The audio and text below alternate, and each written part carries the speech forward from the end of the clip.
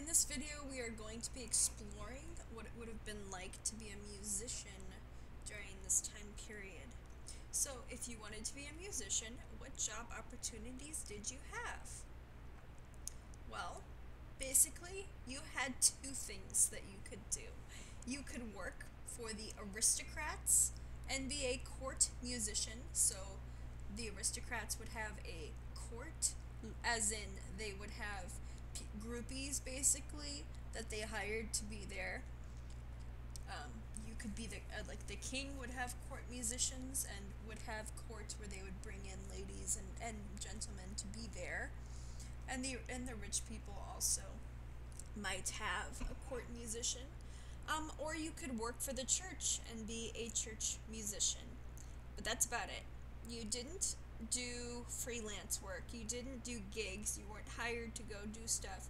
You belonged to a person or a church, and that's actually how it was viewed. Um, so musicians were only seen as servants, not artists. They had to compose and play whatever and whenever their patron wanted.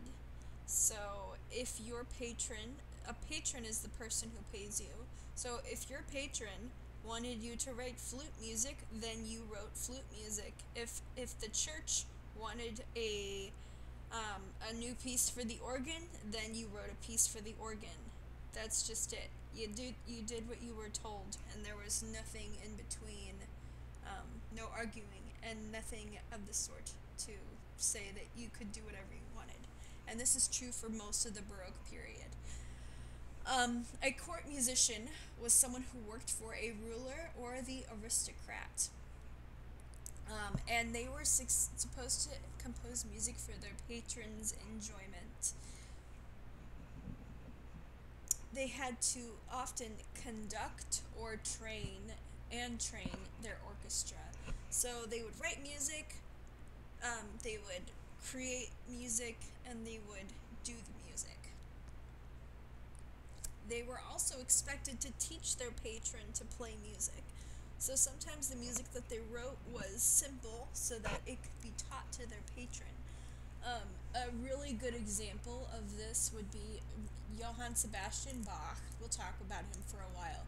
But he was the court musician of Friedrich the Great in Prussia.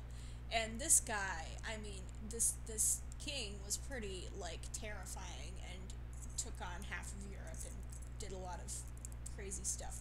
But he was also a flute player and loved flute music and was actually good. So,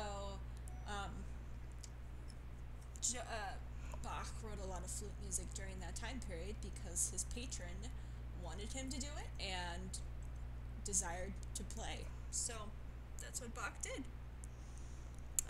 They maintained the instruments as well, so you had to make sure that everything worked. So if the harpsichord needed fixing, then you fixed it or you had someone do it. And they copied the music by hand, so there was no copiers and nothing electronic. So you either copied it or you hired out someone to do it. If you worked at a school, then maybe you made your kids copy the music. That's an idea. Church musicians, you'll see a lot of similarities between court and church musicians. The church musician worked for the church. They prepared music for every Sunday service and special services, so funerals, weddings, as well as so during Holy Week you would have all sorts of we have all these services during Holy Week, and that's Easter, Palm Sunday to Easter, that time. They had to teach and direct the choirs, so if there was a school attached, then they would teach the children, they would create the music, and they would conduct. If there was a school, they were in charge of the boy choir's education, so they were also teaching other subjects.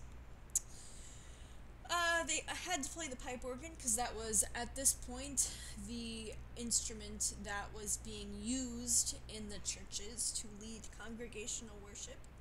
They had to maintain the instruments, and they had to conduct or train the orchestra and copy music by hand for church every Sunday.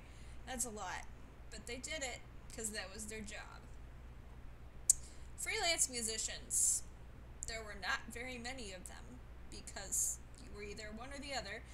They would have earned a living by being paid a commission to compose music, so someone paid them to compose music. Another thing that would have helped them earn a living was public performances, and these became more common over the course of the Baroque period.